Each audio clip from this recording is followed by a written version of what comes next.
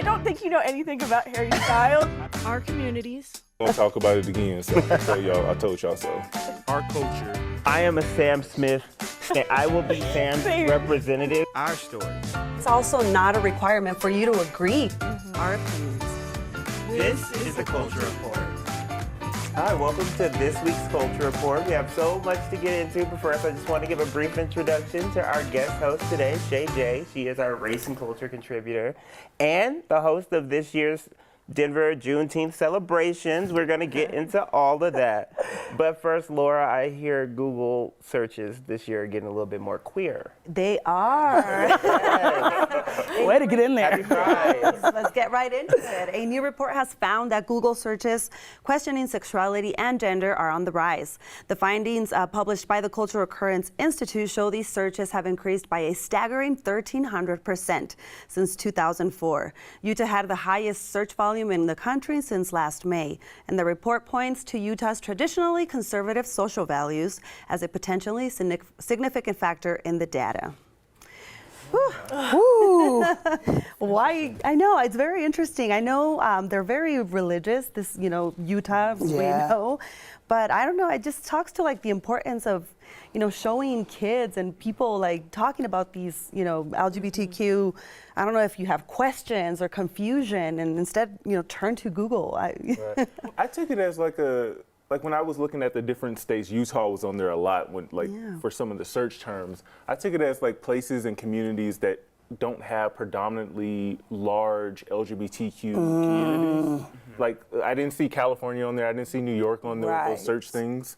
And like that's something I wouldn't search for if I lived in those cities, because like I can go cultivate there. Yeah, because it's around you. And not to say that like there aren't queer people in these states, because of course. Right. But like I feel like they're less likely to be open and about it. So therefore people that may be curious about it don't know who to go to. Yeah. And if they do know someone to go to, maybe they don't want to be seen associated with them, because that'll cause some trouble for them. Have you ever like Googled, am I gay? No. I gotta Google that. I've never heard that. I always I've feel Googled like a lot of things, but that's one thing I don't think is like, what does Google say though? That's my question. Once you say, am I gay, what does Google like? Well, on Tuesday, did you? What's the answers here? Yeah, Oklahoma also had like the highest for how to come out. It's just very interesting to see these searches, but you got to be curious what it says to them. I know we should have done that. Okay, well, we're going to be paying attention to these states and search terms. But so hopping into it, another trending topic in those searches, Abbott Elementary star and actor Tyler James Williams, who took to social media to address speculation of his sexuality. In a series of messages posted on his Instagram story, the actor addressed the speculation, saying in part, "I'm not gay, but I think the culture of trying to find some kind of hidden trait or behavior that a closeted person lets slip is very dangerous. Overanalyzing someone's behavior in an attempt to catch them directly contributes to the anxiety a lot of queer and queer questioning people feel when they fear living in their truth." This was right on the money. it really was. This is allyship at its finest, I believe. Come on, allyship. I was so, as an ally, I was so grateful to see the way he articulated that, right? On top of that, I feel like there's this over masculinity thing that we're looking at with especially black men. They have to walk around, and if they do one thing, they're like, oh, they're gay, and I hate to see that. And so I love someone who's comfortable in their skin and can say like, knock it off. Right. And it sucks for, I'll sympathize with straight men, but I was just gonna say it makes it harder for them too, because like, what if they want to be a little, express their femininity or like be a little more sensitive or emotional, so they feel like they have to be shut off emotionally in order to be masculine, and that sucks. Like, I feel like it's doing such a disservice to them and the relationships that they're in. But say that again. Because his brother actually came out and said that they took time to rebuild their definition of masculinity and manhood, and I was like, Like Tyler actually went out and educated himself. Like the brother he had a series of tweets. They said that he read "We Real Cool" and "The Will to Change" by Bell Hooks, and those are like books about black men and masculinity and how he changed that, which was really cool to see. Like, he actually went out and educated himself and changed his whole view on things. That's important. I wish more people would take that more journey, people right? should do. Straight straight? Especially in like black men communities. Oh, absolutely. Like I wish, like I know we have a similar like discussion in terms of like our coming outs and our journeys. And I don't think neither of us had that. Like with my dad, he was very macho masculinity. And so any like trait or anything I did that was like a little bit more femme, like it was not. Did you ever fear like somebody in your family or a friend like calling you out on something or pointing something out? Especially like family, I always think like family gatherings and especially with like very macho. Yeah, I always felt like the black sheep. Like I was very different from the other boys in my family. I was very like the pretty boy, the femme boy. It was like, well, don't do that. Don't say that. That's like a girl. Like, don't do that kind of stuff. Your voice. And my dad was always the one that pointed that out. So, like, I relate so much with I hear that with all my gay friends. They say something very similar. And then I think it does make it hard for the men that actually, they were like, oh, I thought I was gay because I was doing these things and everybody was calling them gay traits. And they were like, this is what I was doing and I'm not gay. So it just is one of those things we have to be careful about. A straight man like called this out because like this is the issue that we deal with in the queer community. Every day I see like gay people like, are you, you know, and it's like, I mean, I get the curiosity, but like, it really like perpetuates that stereotyping. You know, where people come in many different, you know, we're different. Okay. To make you gay or anything. Express yourself. So as we begin Pride Month, we want to take time to highlight all aspects of our queer journeys, including the community we cultivated in the process. Ashton and I had a one-on-one discussion about the people who were most influential in our journeys. Like, what were some people in your life that really helped you? I was really blessed to have some really influential people. I think about one of my friends in New York, Sophia, who they're this queer, non-binary, just artistic soul. And I feel like watching them over the years helped me so much. There was Ian, who is just like the most special person in my life and just someone that taught me so much about love and family and how to create safe spaces with like queer community, and someone that's just always like near and dear to my heart. And there were just other friends, especially most of these people were like at the very beginning of my journey. And those are the people that help like make me feel safe and help me feel seen. And so those are the people that like just always, Stefan was this Polish boy that I met. It's just like so many people just made me feel loved and supported. So And what about you? Get out of your house, like it's amazing. Like the world just opens up. Like, it really you meet does. so many different kinds of people that teach you so many different kind of things. Like for the longest time, I thought like, oh, this was it. And then once I finally left, it was amazing. And Erica Lopez, she's amazing. I met her when I was like 14 or 15, and she is so amazing. Like she taught me this whole, like she showed me this whole world. She showed me like about nightclubs, drag, like ballroom culture. She was always so kind to me. Her mom was always so nice to me, and it felt like a home away from home because everybody was accepting. There was no need to explain myself. I didn't have to defend myself 24/7, and those people were so important. And I tell her all the time, I was like, you're the kindest person I know. I mean, so many people along the journey have helped me, of course, but like as far as my queer journey, like that was amazing. She introduced me to so many things and was always so kind and still is. And those people are super important. Those people, like, for me, they always have like a place in my heart, even till this day. Like I speak highly of them. And even if I don't talk to them every day, those are people that I reference as like, they saved my life in a way, or still saving my life, because I look to them in so many ways. Everyone doesn't have that at home. Right. Or maybe they don't have, or maybe they have friends, but not friends that they know will accept them no matter what. Oh, guys, thank you for sharing. Happy Pride Month. Happy Pride Month. It's so important to have those people because I feel so bad when people's safe place, like home is supposed to be a safe space. Yeah. It's supposed to be a safe space. If you get all this stuff from work or from school or anytime you walk down the street in the grocery store, you should at least be able to go home, sit in your bed, and know you're at peace. And so many people don't have that. So that's why it's so important to have that community around you, like people that show you, because like they become your family. Yes. They really become your chosen family. Love it. I love it. Did you guys feel like you had to like suppress a part of yourself for like a long time, like being around family and just you're growing up? And you guys grew up in Texas too, so that might have been a little harder. It's yes. I feel like I've lived many different lives, having like grew up as like a black boy in Texas, a very racist part of Texas, and then going into the military. And I was in the military when Don't Ask, Don't Tell was still in law, so it was illegal to be gay. And so I was never in like an environment that felt safe or that I could be safe. Like Texas wasn't safe as a black man. It wasn't safe as like a queer questioning person. And then I go straight into the military, and that's not a safe space as a gay person. And then I'm in South Carolina after I get out the military, and I'm in this like really religious circle of friends, and that wasn't a safe space. And then at like 24, 25, I'm in New York, and like I'm surrounded by like all these beautiful black and brown queer people.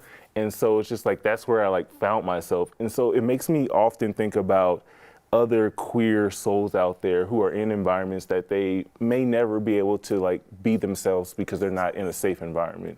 So like, yeah, for 25 years, I was a very like suppressed little soul. And I think it's beautiful though to see the work you're doing now, right? Because someone's at home watching and saying, I too can go through this journey because they're feeling isolated, they're feeling alone. But look at the journey, it doesn't always have to be like that. So thank you for the work you're doing and showing up as your authentic selves because people are inspired by that. Absolutely, thank you. I hope y'all leave. If it is not bringing you peace, if it is not supporting you, if it is not accepting you for who you are, leave, go. I promise you'll be just fine. Yeah. Like, I know, real quick, I'm so sorry.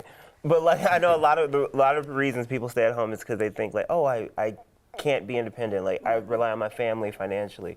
I promise you, like, being broke and alone is so much better than being like hating yourself in a place where other people hate who you are too. So. And that's why community is like queer community and creating that is so important, because like literally saved my life.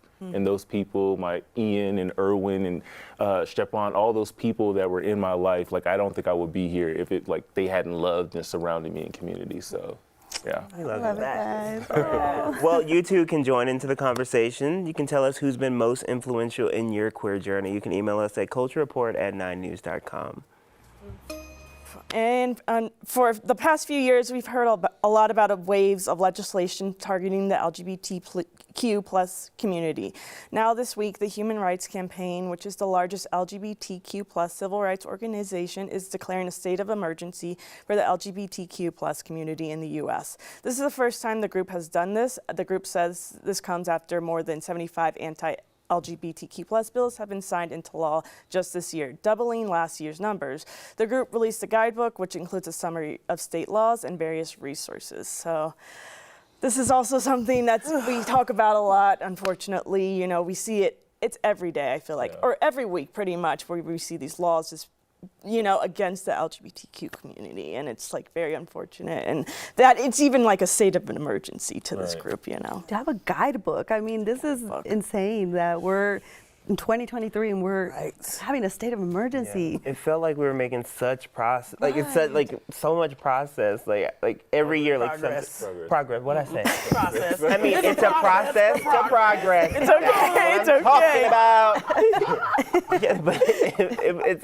We've been making so much progress, and then we see things like with the NAACP issuing their travel advisory to Florida. Yeah. I'm like, we're doing that now. Like, black people got to be scared, queer people have to be scared. That's what the guidebook has inside of it too. Being black and queer, you're just sit at home. Oh, babe, I'm just like, come At this on. point. Yeah, like travel advisories aren't enough, right? Yeah, now we have this. This is the guidebook that like tells you like if you go to this state, this is what you should be careful of. Like like that's ridiculous that you have to be afraid to like even visit another state. Yeah. In the United States, where you're a citizen, It was one thing for like to see that issues for Florida for black people, but to like see that it's like a national state of emergency for queer people, it's just kind of like it's a little, especially in Pride Month, it's like discouraging. Yeah. Like you got bigots going to Target acting up over some clothes. And Over some clothes. it's just like I don't know. Somewhere along the lines, I feel like as a people, as a society, we have reverted back to times where we were hateful to each other. Because I just can't understand how you can disagree with someone's existence. Yeah, I think the thoughts have always been there, but people are just more comfortable sharing. Extremely comfortable. Yeah. some people are calling it bigotry, but a Denver coffee shop's grand opening was met with protest over their views on homosexuality. So Drip Cafe's parent company, Recycled God's Love, has a mission to help people experiencing homelessness, helping them back on their feet by providing them funds and jobs. So take a look at this original statement that was on their website that rubbed people the wrong way. They say, in part, this organization is opposed to homosexuality as an alternative lifestyle. The Bible instructs that it is a sin that leads to death. Moreover, this organization is instructed to love those living such lifestyles while abhorring their sins. So shortly before the cafe's grand opening last Friday, the website was updated, leading with a similar message, but they switched up a bit towards the end to say, quote, "We believe that showing hate towards people in these communities is not the way Jesus would respond. Therefore, although disagreeing with the lifestyle, we must show love." So, well, Jesus didn't tell them to put that letter out, so now you know, Jesus. You know, it just really bothers me when people. My thing is, as a business owner, number one, you're allowed to do what you want to do with your business, right? But when you call yourself a Christian, when you call yourself a leader, and then you ostracize people, and then you talk about people, and you make them feel a certain way, it's like, are you really living what you say you're about? Because I may not agree, or it may not be what I choose for my life, but I think to openly say something against another group of people, it's just hateful, and nothing about that is Christianity. The owner said that he made that change just to be more clear about their views on homosexuality, saying they do not hate anyone in the LGBTQ community. They'll still serve people, but these are just their beliefs. So so people are protesting. Who's in the wrong? Who's right?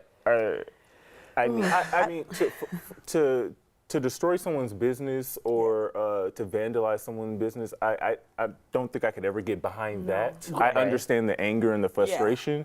Probably not how I would handle it. But I think the anger that it's rooted in is justified. I just don't agree with like the methods of destroying a business. Yeah, I don't agree with that. It's like the same with Target. You know, people are going into Target and destroying the merchandise. I did not agree with that. And I mean, I agree. If you want to protest, go ahead. Protest. Do what you want. Peaceful protest. But do not destroy. Like John Lewis said, good trouble. Good trouble. And on top of that, I think the best way to get a business back is not to spend your coins with them. Just don't give them your money. Don't give them your attention. Don't give them anything. Because we know about press. Good or bad, it's press. It is. So, I think that this will just influence more people, you know, to go. They're like, and patronize. But I think, but okay, we had a similar case where like the cake, yeah, they wouldn't make a cake for an LGBTQ couple. But this one is different. They're just saying like, these are our beliefs. We'll still serve you. We'll still love you. But I want to make my beliefs clear. So are they still everybody's at Chick-fil-A. They're not over there. That's exactly what I said. I think that they're using like your religious freedom to discriminate. That's what it comes down to. It.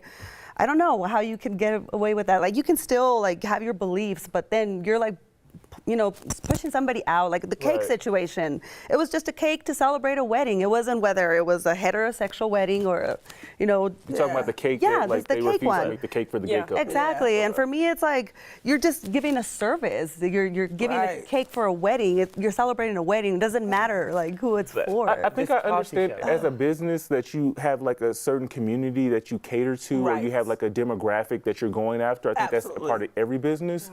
I don't understand, like, to me, like the statement is homophobic. Like, I don't think you have to express that you view gay people like that. I think that's violent. I know. They only had a handful of like things under that section of like things we believe or things we hold to be true, and that homosexuality was one. So like that's just something they wanted to highlight. However, I think that, you know, fine, they should stay in business. That's super cool. I won't be going. Support the LGBT. Yes, support I won't be going, but I also don't want people going in there like harassing them for a glass because of water. I don't want them harassing me in my queer space. So if that's a space they want to make for themselves, and if that keeps them away from me, I'm down for that. Y'all have your own little play. I hope you enjoy. I hope you get a chai latte. Right. When it says whites only, I don't go, right? I don't want to go. I don't want to tell. I'm not like, well, let me go in there and tell them how I feel about what they said. Just don't go. Don't be a part of that. And I think that's a cool thing to stay away. Absolutely. Okay, well, so on to the next controversy. Okay, next. Drag shows. It seems to be the most controversial topic of the year. This year, a number of states have proposed or passed laws banning drag performances. And now it looks like one state just lost their battle. A federal judge has rejected Tennessee's drag show ban, deeming the bill unconstitutional. This ruling serves as a blow to at least 15 other states who are also trying to pass similar bans. Tennessee Attorney General's office has since said that they plan to appeal the ruling. And another update, a few weeks ago we talked about a group of white women who were pushing for gun reform in America. This week the group Here for the Kids and about 2,000 other women sat outside the Colorado's Capitol demanding that the governor sign an executive order to ban guns in Colorado. The governor spoke to the group and said he couldn't. In a statement he said, quote, staff has met with organizers and have expressed concerns that requests being made are either unconstitutional or require legislation. Black Florida students have banded together to file a lawsuit against the state of Florida for discrimination. The lawsuit accuses the state of providing less funding to the HBCU than it provides to the University of Florida, PWI, or a predominantly white institution. A study by Forbes in 2022 found that Florida A&M, the HBCU, received $2,600 less per student than the University of Florida did in 2020. I know we talk a lot about like the disadvantages Black people, in this case Black students, have, and I know like you're very passionate about HBCUs Absolutely. and receiving the funding that they should because they're historically underfunded. They're historically underfunded, right? So this did not come as a surprise to me. And I think it continues to show you the inequities in education. And I feel like education is the one space that should be equal across the board, right? Because knowledge is not power, it's applied knowledge that's power. So everyone should have the opportunity to receive the same type of experience. And we know this is why it's so important when we have people like Deion Sanders that goes to these HBCUs and does the work and shows up because they're already not funded, so we at least need eyes on them and we need heavy hitters to come around and support them. And so this for me is nothing new, and I'll be watching this to see what happens because we know PWIs always get the money. Right. We know that. It deters students from like wanting to go to an HBCU. Like, and we're trying to get attendance up at HBCUs, especially. So especially since we learned earlier in the year that the amount of Black men that were enrolling in college has been decreasing. Yes. So now I'm like, with this, I'm like, okay, this is just giving them another reason to not go. Yeah. We don't need any other reasons. Juneteenth weekend is just a week away. If you don't know, well, now you do. The holiday is a celebration of freedom. On June 19th, 1865, slaves in Texas finally learned that they were free, by word of mouth, of course. That was more than 2 years after President Abraham Lincoln signed the Emancipation Proclamation. Even then, many people still didn't learn about their freedom right away. Juneteenth was officially recognized as a holiday by the state of Colorado and federally in 2021.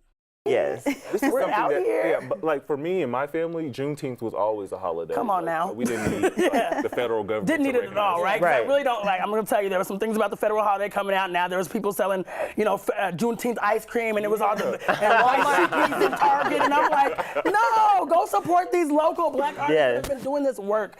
And for me, I'm just proud to see Colorado has one of the largest Juneteenths in the nation, and I'm so proud of what we do here and how we bring everyone together for this event.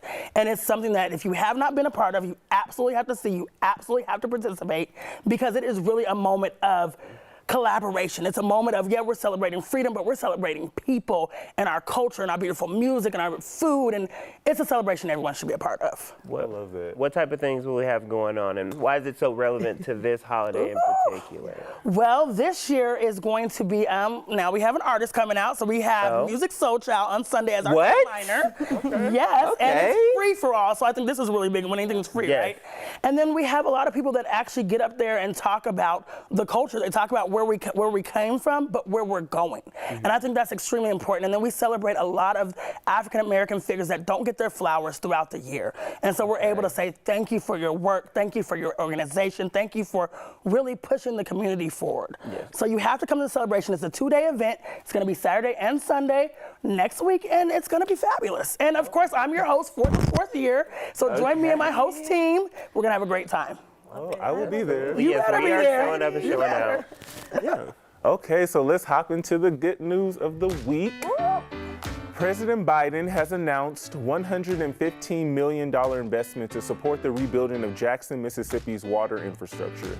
This initial investment comes after last year's catastrophic flood, which devastated an already aging system in this predominantly black city. Those funds are a part of nearly $500 million of funding committed by Congress to address the near collapse of Jackson's water system. And Marvel Studios just gave fans the behind-the-scenes look at the new Captain America movie. The new photo shows Anthony Mackie suited up as the iconic character and Harrison Ford sharing a laugh behind the scenes. Mackie will be the first black actor to play the character. Captain America Brave New World is set to hit theaters on May 3rd, 2024. And 2 Latinas are among the winners of the 2023 James Beard Awards, which are known as the Oscars in the culinary world. Mexico native Marissa Tapia Gerancerli won the Outstanding Bakery Award, and Natalia Vallejo made history as the first Puerto Rican woman to win the James Beard Award. The organization, which has long struggled with diversity, included at least 17 Latino finalists this year, with one of them, Michael Diaz de Leon, being from Colorado. Hey. And Kristen Welker, NBC's co-chief White House correspondent, is taking over as host of America's longest-running TV show, Meet the Press. So she'll be the first black moderator and the second woman moderator in 70 years. Come on, giving me some hope. All right, that means I have a chance. Now, exciting news. The Roots Fund, which was founded in 2020, is making waves in the wine industry by bringing diversity and opportunities to people of color. They've already helped 196 individuals through their STEP program and offer scholarships for aspiring wine professionals. Now they're expanding to HBCUs and high schools, aiming to inspire and educate the next generation of wine enthusiasts. Cheers to the Roots Fund on their mission to create a more inclusive wine industry. We're in the industry, y'all. Because you know I'm not drinking no wine, so I would love that. We done broke into a new industry. That's always a great thing. Exactly. I had a little frosé, but All right. that's it. All right, everyone, thank you so much for joining this week's Culture Report. We'll be back to continue the conversation next Thursday right here on 9 News Plus and 9news.com.